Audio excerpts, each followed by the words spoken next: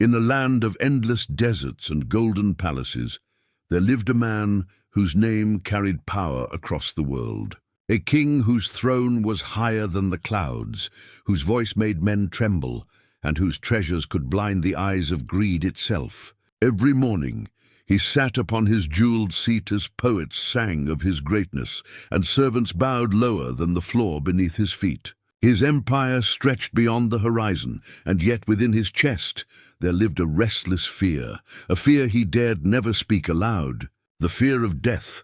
He had conquered kingdoms, enslaved armies, and silenced nations, but deep within, he knew there was one conqueror he could never defeat. Still, he drowned that thought with music, wine, and laughter. He built gardens where fountains whispered his name, halls where mirrors reflected his pride, and walls so tall that even the wind seemed to bow before him. Whenever anyone spoke of death, he waved his hand and said with a smirk, "Death does not dare enter my palace, but death does not need permission to enter." One day, the king woke before dawn. The air was cold, and a strange silence filled his chamber. The candles flickered without wind, and a shiver passed through him, though his room was warm. He rose, wrapped himself in his royal robe, and stepped into his balcony. The city below was still asleep, its streets glowing faintly under the moonlight. For a moment he felt alone, a feeling he had long forgotten. Then in the quiet distance, he saw a figure standing by his garden gate.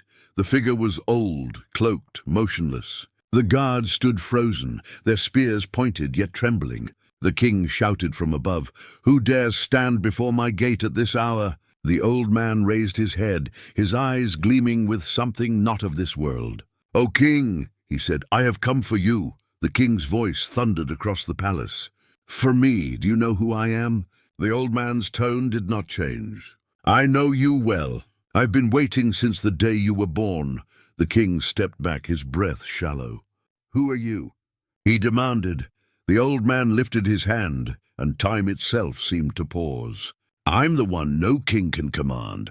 I am the end of your story. I am the angel of death." A chill ran through the king's veins. He felt his heart pound like a trapped bird inside his chest. "No," he cried, "not yet. I have empires to build, wars to win, heirs to raise. Take my gold, take my crown, but leave my soul." The angel's voice echoed like thunder wrapped in sorrow. "Your gold belongs to the earth. Your crown belongs to dust. Your soul belongs to the one who created it." The king fell to his knees. The walls seemed to close in, the air thick with dread. His vision blurred. The torches dimmed. The last thing he saw was the angel's shadow spreading across the marble floor like night swallowing day. And then silence. The servants rushed in. The queen screamed. The physicians panicked. But the king lay still, eyes wide open, staring at nothing. His hand still clutched his robe, as if trying to hold on to life. But life had left him behind. The man who ruled thousands could not rule a single breath more. Outside, the morning sun rose. The same light that once kissed his crown now fell upon his lifeless face. The news spread across the empire like fire through dry grass. People whispered in fear, "The king is dead." The city that had once trembled at his name now stood still. The throne, once the symbol of his greatness, sat empty. A monument to pride turned to dust.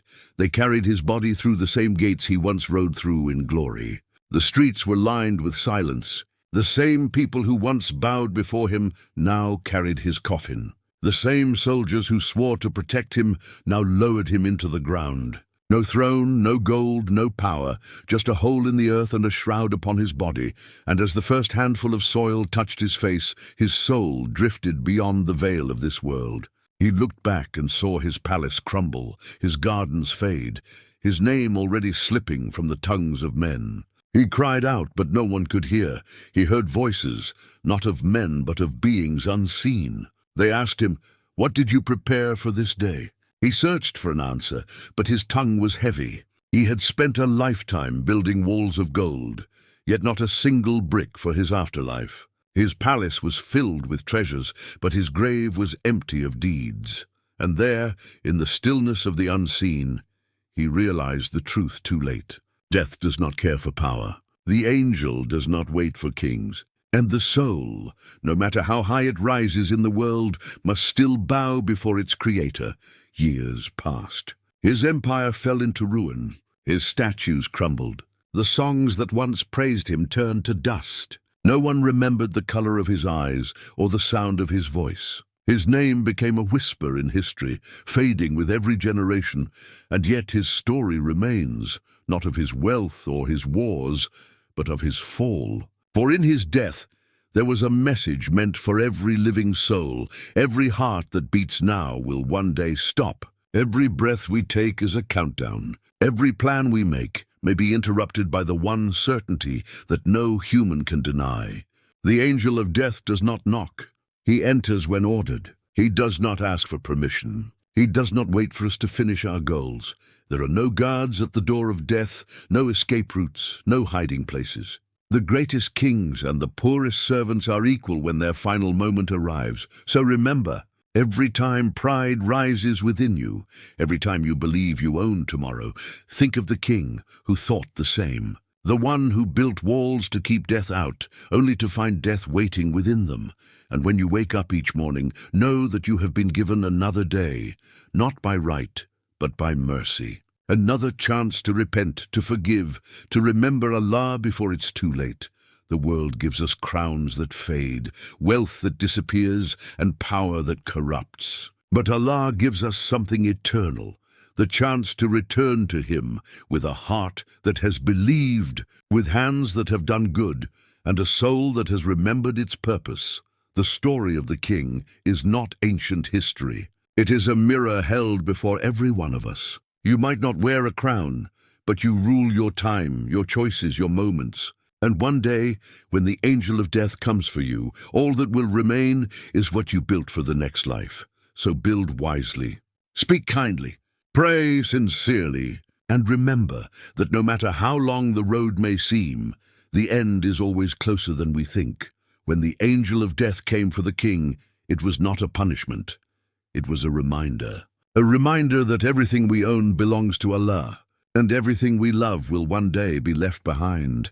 And when your own time comes, may your soul not tremble in fear but smile in peace, saying, "O my Lord, return me to you, pleased and pleasing," because in the end, every story ends the same way, not with a crown, not with power, but with the return of the soul to the one who created it.